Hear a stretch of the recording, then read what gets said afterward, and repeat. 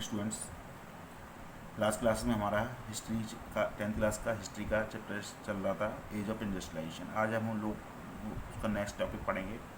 इससे पहले जो हमने टॉपिक पढ़ा उसके अंदर हम लोगों ने पढ़ा था कि किस तरीके से जो वेवर्स थे उनको प्रॉब्लम्स का सामना करना पड़ रहा था, जिसके अंदर हम लोगों ने पढ़ा था कि कैसे उनको कैसे वो जो बार्गेनिंग करते थे वो स्पेस ख़त्म हो गया था बार्गेनिंग का, कैसे गुमस्ताज आ गए थे, कैसे गुमस्ताज उनके ऊपर क्या कर रहे थे, रूल कर उनको एक्सप्लॉयटेशन कर रहे थे उन लोगों का। ये सारी प्रॉब्लम्स हमने उसके साथ पढ़ी थी। उस लास्ट में हमने एक क्वेश्चन के साथ में और छोड़ा था। वहाँ पे हम लोगों ने बताया था कि एक और प्रॉब्लम वहाँ पे इस समय पर आई, तो वो क्या था, मैनचेस्टर कम्स टू इंडिया। अब क्वेश्चन ये आता है कि और यही हमारी हेडिंग है इस चैप्टर की कि मैनचेस्टर कम्स टू इंडिया। अब मैनचेस्टर क्या है? मैनचेस्टर कोई व्यक्ति है जो इंडिया आया? नहीं। मैनचेस्टर क्या है? मैनचेस्टर एक जगह का नाम है जो कहाँ पर है, ब्रिटेन में है। क्लियर है?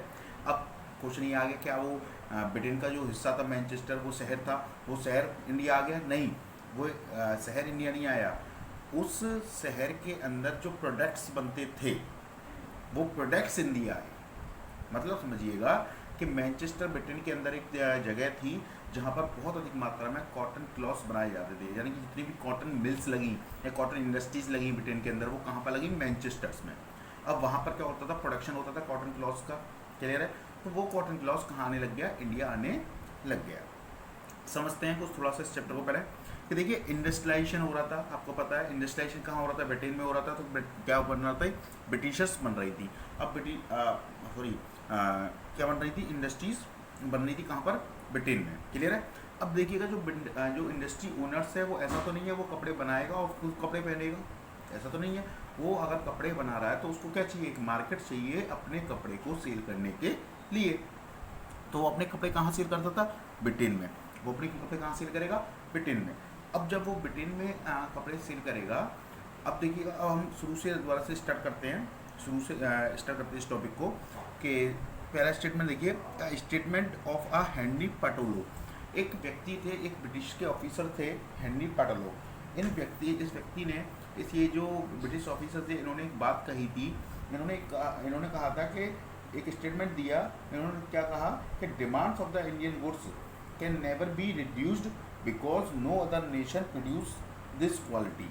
यानी कि इन्होंने ये बात कही कि जो इंडिया के गुड्स की जो डिमांड्स है पूरे इंटरनेशनल मार्केट में, वो कभी ख़त्म नहीं हो सकती। यूरोप के अंदर जो डिमांड है इंडियन गुड्स की, वो कभी ख़त्म नहीं हो सकती, कभी कम नहीं हो सकती। क्यों नहीं हो सकती? क्योंकि पूरे वर्ल्ड के अंदर इतनी अच्छी डिमांड्स, इतनी अच्छी क्वालिटी बनती ही नहीं है।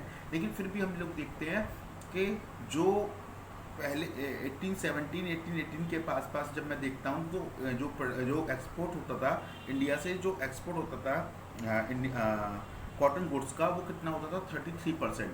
वही 1851 के आसपास कितना रह गया? सिर्फ 3% रह गया। तो आपने देखा कि कैसे सिर्फ 30 या 40 ईयर्स के अंदर जो एक्सपोर्ट था, जो कितना था? 33% था, वो 33% से 3% रह गया। यानी कि कितना अधिक मात्रा में एक्सपोर्ट कम हो गया, रिड्यूस हो गया। अब जब ब्रिटिश ऑफिसर इस बात को कह रहे थे कि ये कभी रिड्यूस नहीं हो सकता, फिर भी इतना अधिक मात्रा में रिड्यूस हो गया, उसके पीछे क्या रीज़न रहा वो हम लोग यहाँ पर देखेंगे। क्लियर है? तो स्टेटमेंट ऑफ द हेनरी पाटोलो, जैसे मैंने आपको बताया कि क्या स्टेटमेंट दिया था उन्होंने कि demands of Indian goods can never be reduced because no other nation produce this quality but the export from the India decline. लेकिन फिर भी इंडिया से क्या हुआ? एक्सपोर्ट डिक्लाइन हुआ। जैसे कि मैंने आपको बताया 1818 में जो एक्सपोर्ट था वो 33% और बाद में 1850 के आसपास कितना हो गया था? 3%। क्लियर है? ऐसा क्यों हुआ? वाई? क्लियर है? वो मैं समझाता हूँ यहाँ पर बेटा कि देखिएगा, इंडस्ट्रीज बनी कहाँ पर? ब्रिटेन के अंदर। ब्रिटेन के अंदर जब इंडस्ट्रीज बनी तो उनको अपने प्रोडक्ट्स को सेल करने के लिए क्या चाहिए थे? एक मार्केट चाहिए थी। तो इनको मार्केट चाहिए थी, तो ये अपने प्रोडक्ट्स को कहाँ सेल करना चाहते थे? ब्रिटेन में। अच्छा, ब्रिटेन के अंदर कौन से प्रोडक्ट बिकते थे? इंडियन गुड्स बिकते थे। तो इन इंडस्ट्रियलिस्टों ने क्या किया? वहाँ की गवर्नमेंट के ऊपर प्रेशराइज किया, उस गवर्नमेंट को प्रेशराइज किया और गवर्नमेंट से कहा कि आपकी जो ईस्ट इंडिया कंपनी जो गुड्स लेकर आती है कहाँ से? इंडिया से, उस पर क्या लगाई जाए? रोक लगाई जाए। क्यों? क्योंकि जब क्या होगा बेटा, समझो बात को, जब इंडिया से गुड्स आना बंद हो जाएगा तो ब्रिटेन की मार्केट के अंदर सिर्फ कौन से गुड्स बिक पाएंगे?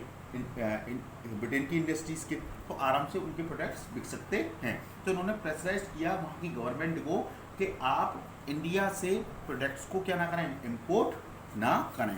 तो गुड्स इम्पोर्ट फ्रॉम इंडिया, इस पर क्या लगा दी गई, रोक लगा दी गई। क्लियर है। तो इससे नुकसान किसको हुआ, इससे नुकसान हुआ इंडियन वेवर्स को। इंडियन वेवर्स को क्या नुकसान हुआ कि उनके लिए जो इंटरनेशनल मार्केट थी, जो उनकी डिमांड थी उनकी कॉटन्स की इंटरनेशनल मार्केट में, वो क्या हो गई है, वो खत्म हो गई। क्लियर है। अच्छा, उसके बाद में क्या हुआ, अब ब्रिटेन के अंदर उन्होंने अपने सामान को बेचना स्टार्ट कर दिया। ब्रिटेन के अंदर उनके सामान बिकने लग गए, उनके गुड्स बिकने लग गए। लेकिन कुछ समय के बाद में फिर इंडस्ट्रीज ने क्या किया, वहाँ की गवर्नमेंट को दोबारा से प्रेशराइज किया, और दोबारा से प्रेशराइज करके क्या कहा कि आप हमारे प्रोडक्ट्स को, क्योंकि आपको पता है इंडस्ट्रीज बढ़ती जा रही थी ब्रिटेन के अंदर, ज़्यादा से ज़्यादा इंडस्ट्रीज बन रही थी, तो ज़्यादा से ज़्यादा प्रोडक्शन बन रहा था, और ज़्यादा से ज़्यादा प्रोडक्शन हो रहा था, उनको ज़्यादा से ज़्यादा क्या चाहिए, मार्केट चाहिए। तो वो उन्होंने क्या प्रेशराइज किया गवर्नमेंट को कि आप हमारे गुड्स को कहाँ ले जाएँ, कॉलोनीज़ में ले जाएँ। कहाँ पर ले जाएँ, कॉलोनी यानी कि जैसे कि इंडिया। क्लियर है। तो wants to export machine made clothes in India। Clear है। और तो उन्होंने क्या किया कि आप अपने हमारे प्रोडक्ट्स को कहाँ ले जाएं, इंडिया ले जाएं। तो देखिएगा कि जो वेवर्स थे, जो अपना पहला सामान कहाँ बेचते थे, ब्रिटेन बेचते थे, वो क्या हो गया, ख़त्म हो गया। अब उनके लिए सिर्फ उनके पास कौन सी मार्केट रह गई, इंडियन मार्केट रह गई। अब इंडियन मार्केट के अंदर भी क्या आ गई, इंडस्ट्रीज मेड गुड आ गए, यानी कि उनके लिए क्या होगी, बहुत ज़्यादा परेशानी क्रिएट हो गई। तो यहीं पर हम कुछ थ्योरी पार्ट्स पे आते हैं कि cotton weavers in the India face 2 problems, 2 problems का सामना करना पड़ा। पहला प्रॉब्लम क्या थी, एक्सपोर्ट मार्केट कोलैप्स्ड, यानी कि मैंने जैसे बताया कि एक्सपोर्ट मार्केट पर रोक लगवा दी गई। तो यानी कि एक्सपोर्ट जो उनका जो क्लॉथ था, जो इंटरनेशनल मार्केट के अंदर एक्सपोर्ट होता था, वो सब क्या हो गया, कोलैप्स्ड हो गया, वो सब क्या हो गया, खत्म हो गया। क्लियर है। दूसरी प्रॉब्लम क्या हुई कि लोकल मार्केट सैंक, जो लोकल मार्केट उनके पास थी, इंडिया की लोकल मार्केट, वो भी उनके लिए खत्म हो गई। उनके लिए वो खत्म क्यों हो गई बेटा, क्योंकि देखो जब वो मशीन मेड गुड्स आने लग गए इंडिया के अंदर, तो अब जो इंडियन पीपल्स हैं वो किस सामान को खरीदेंगे, हैंडमेड गुड्स को या मशीन मेड गुड्स को, वो खरीदेंगे मशीन मेड गुड्स को। क्यों खरीदेंगे मशीन मेड गुड्स को, बिकॉज मशीन मेड गुड्स कैसे होते थे, सस्ते होते थे, और हैंडमेड गुड्स कैसे होते थे, महंगे होते थे। क्लियर है। तो इसलिए जो लोग थे वो किसको प्रेफर करते थे, मशीन मेड गुड्स को। तो उनके लिए लोकल मार्केट्स भी क्या हो गई, सैंक हो गई, being glutted with the Manchester goods. वो जो लोकल मार्केट थी वो पूरा किससे गिर गई, किससे भर गई, मैनचेस्टर गुड्स से। मैनचेस्टर गुड्स मैंने आपको बता दिया, मैनचेस्टर के अंदर बनने वाले सामानों से। क्लियर है। तो ये 2 प्रॉब्लम्स इंडियन वेवर के सामने क्रिएट हुई। इसके साथ साथ एक और नई प्रॉब्लम आगे चल के, एक और नई प्रॉब्लम इंडियन वेवर के सामने क्रिएट हुई। वो क्या हुई कि problem of raw material, raw material की प्रॉब्लम। यानी कि रॉ मटेरियल, यानी कि अब क्या हो रहा था, रॉ मटेरियल नहीं मिल पा रहा था किनको, वेवर्स को। वो रॉ मटेरियल क्यों नहीं मिल पा रहा था, वो समझिएगा कि ब्रिटेन के अंदर इंडस्ट्रीज बढ़ती जा रही थी। क्लियर है। और ब्रिटेन को किस चीज़ की जरूरत थी, रॉ कॉटन। देखिए अब इंडस्ट्रीज वहाँ पर बन रही हैं, और इंडस्ट्रीज के अंदर क्या बन रहा है, कॉटन क्लॉथ बन रहा है। लेकिन उस कॉटन क्लॉथ को बनाने के लिए क्या चाहिए, कॉटन चाहिए। पहले ब्रिटेन क्या करता था, वो कॉटन, रॉ कॉटन मंगाया करता था, कहाँ से, अमेरिका से। लेकिन जब अमेरिका के अंदर सिविल वॉर हुआ, तो अमेरिका ने क्या देना बंद कर दिया, अमेरिका ने ब्रिटेन को रॉ कॉटन देना बंद कर दिया। अब जब वहाँ की इंडस्ट्रीज को रॉ कॉटन नहीं मिलेगा, तो वो इंडस्ट्रीज कहाँ से रॉ कॉटन मंगाना स्टार्ट करेंगी, इंडिया से।